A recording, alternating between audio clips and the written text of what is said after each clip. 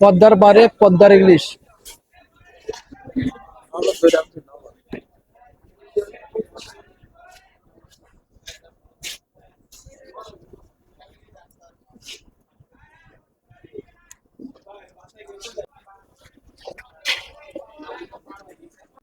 যে পরিমাণ স্বাদ এই মাথায় পাইলাম, এই পরিমাণ স্বাদ। দুই বন্ধু মিলে চলে গেলাম পদ্মার পাড়ে ইলিশ খেতে। অনেকগুলো ইলিশের মাঝখানে বেছে বেছে যে ইলিশ মাছটা সব থেকে ভালো ওটাই নিলাম আমরা। কত এটা? 650 টাকা দিবেন। ওর মিয়া দাম শুনেন স্যার। এদিকে আয়। ঠিক আছে, আচ্ছা ঠিক আছে, আপনার কথা ঠিক আছে। কমই তো দামই কইছে ভাই, দাম কইছে। 750 টাকা কেজি পদ্মার মাছ। 100 টাকা দিবেন।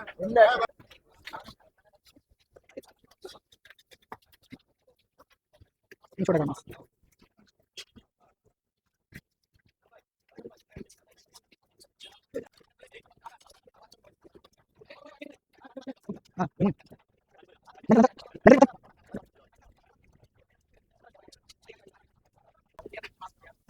মাছটা অনেক সুন্দর করে কাটলো, তারপরে বন্ধু একবার চেক করে দেখলো যে মাছের ভিতর কোনো ময়লা আছে কিনা।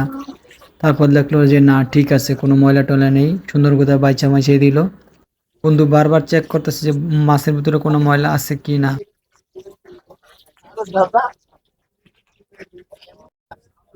ভাই বাইতে গেলে বুঝছেন, বাইতে গেলে মনে করেন জালারা নগদ ধরে নেয়, এনতে কিনে লয়ে যায়।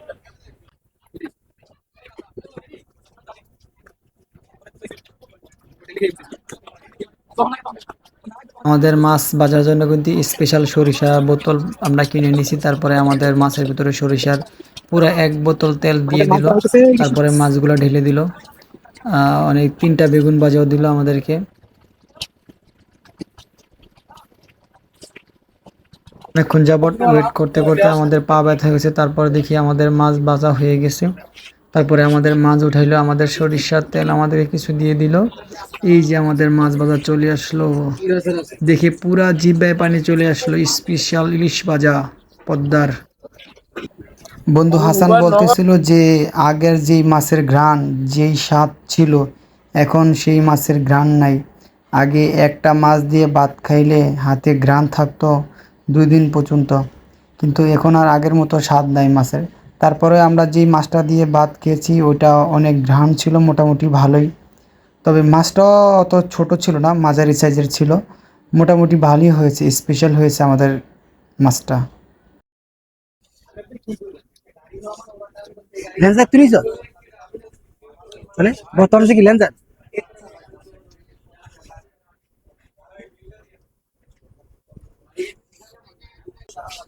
স্বাদ, যে পরিমাণ স্বাদ এই মাথায় পাইলাম, এই পরিমাণ স্বাদ কেউ পাইনি। তো যারা পদ্মা পাড়ে ইলিশ খাইছে তারা দ্বিতীয়বার আইছে।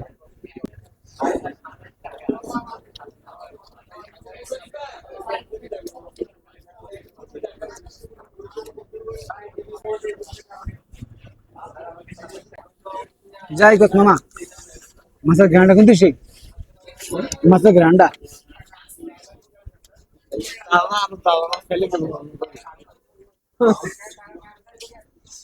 মনে হয় জম্মের খাওয়া মজা লাগতেছে। मजा पाहिजे अंडी के बाद क्या माहिती ना পদ্মার পারে পদ্মার ইলিশ।